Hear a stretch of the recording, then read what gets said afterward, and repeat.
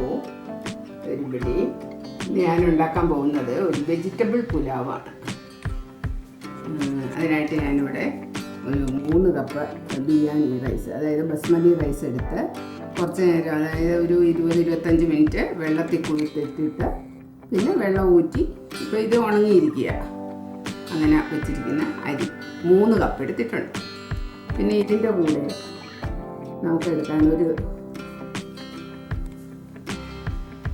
ഒരു ഇത്രയുള്ള ഒരു കഷ്ണം പട്ടയുണ്ട്, 2 ഏലക്കായുണ്ട്. ഈ ഏലക്ക ഈ വലിയ തരം ഏലക്ക.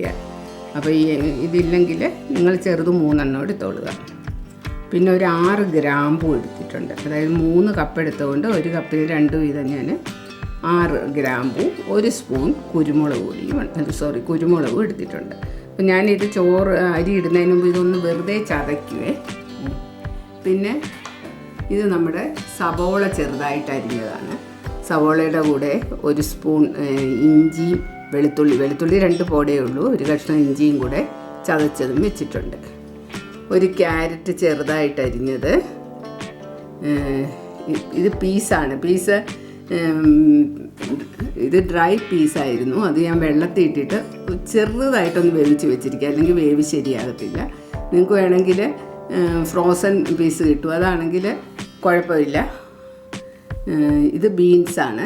ബീൻസും ഒരു 5-8 ബീൻസ് ഉണ്ട്, അതും ഇതുപോലെ ചെറുതായിട്ട് അരിഞ്ഞു വെച്ചിരിക്കുകയാണ്. എന്ത് പച്ചക്കറി വേണേൽ ചേർക്കാം. ഇത് ഇത്രയാണ് എൻ്റെ കയ്യിലുള്ളത്. ഇത് പിന്നെ ഓപ്ഷണലാണ്. ഇത് വെറുതെ ഉണ്ടാക്കിയൊക്കെ കഴിഞ്ഞ് അതിൻ്റെ മുകളിലൊക്കെ ഒന്ന് അലങ്കരിക്കാനായിട്ട് കുറച്ച് കാഷ്യൂനട്ടും ഇച്ചിരി ഉള്ളി ചെറുതായിട്ട് അരിഞ്ഞതും മല്ലിയിലേക്കാണ്. ഈ കാഷ്യൂനട്ടും ഉള്ളി ഞാൻ നെയ്യിൽ വറുത്തെടുക്കും, നെയ്യ് ഓയിലും കൂടിയിട്ടിട്ട്. പിന്നെ ഉപ്പ് നമുക്ക് അത്യാവശ്യം. വെള്ളം ഇതിന് 1 കപ്പിന് 1.5 കപ്പ് വീതമാണ് വെള്ളം വേണ്ടത്. ആ വെള്ളം നമ്മൾ ചൂടാകാൻ വെച്ചിരിക്കുകയാണ്. അപ്പോൾ ഇത്രയൊക്കെയാണ് നമുക്ക് ഉണ്ടാക്കാം. പ്രഷർ കുക്കർ അടുപ്പത്ത് വെച്ചിട്ടുണ്ട്. ഇതിലോട്ട് നമുക്ക് 1 സ്പൂൺ നെയ്യ് ഒഴിക്കാം.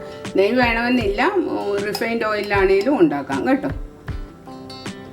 എന്തെങ്കിലും ഓയിൽ മതി, ഗ്രൗണ്ട് നട്ടോ അല്ലെങ്കിൽ ഇതോ. ഞാനൊരു നെയ്യ് 1 വലിയ സ്പൂൺ ഒഴിച്ചു, ഇച്ചിരി ഓയിലും കൂടെ ഒഴിക്കുന്നുണ്ട് അതിൽ.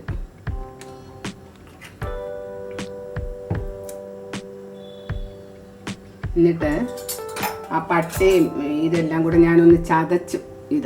ആ ചതച്ചത് ആദ്യം ഇടണം. ഇത് നെയ്യ് ചൂടായെന്ന് തോന്നുന്നു, അപ്പം ഇതങ്ങോട്ട് ഇടുക. അങ്ങനെ പൗഡറൊന്നും ആകണ്ട, ജസ്റ്റ് ഒന്ന് അതിൻ്റെ എസൻസൊക്കെ ഇറങ്ങാനായിട്ടൊന്ന് ചതയ്ക്കുന്നത്. വെളുത്തുള്ളി ഇഞ്ചിയാണ് ഞാൻ ഇനി ഇടുന്നത്.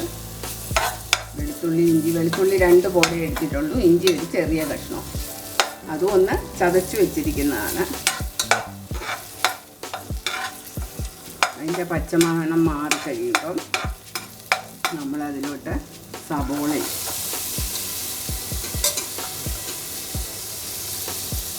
സവോള ഇടുമ്പോൾ തന്നെ നമുക്ക് 1 സ്പൂൺ ഉപ്പും കൂടെ അതിൻ്റെ കൂടെ ഇടണം.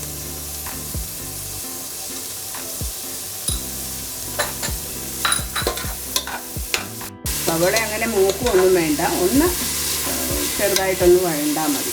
അപ്പോൾ നമ്മൾ ഈ അരിഞ്ഞ് വെച്ചിരിക്കുന്ന പച്ചക്കറികൾ ഓരോന്നായിട്ട് ഇടുക. പീസിട്ടു, ബീൻസ്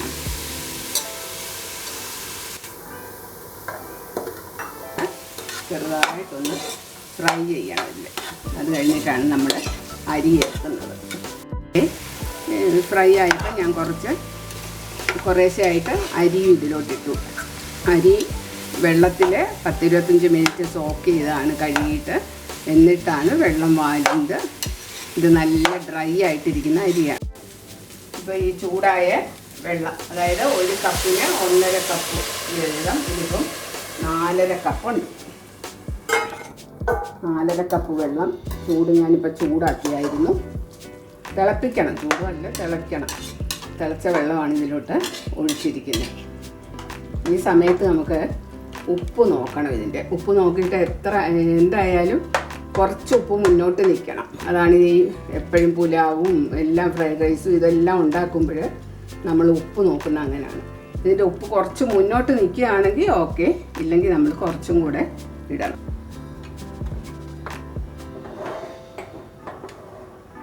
അടച്ച് വയ്ക്കുക. ആവി വന്നു തുടങ്ങി. അപ്പം ഞാനിതിൻ്റെ വെയിറ്റ് ഇടുക.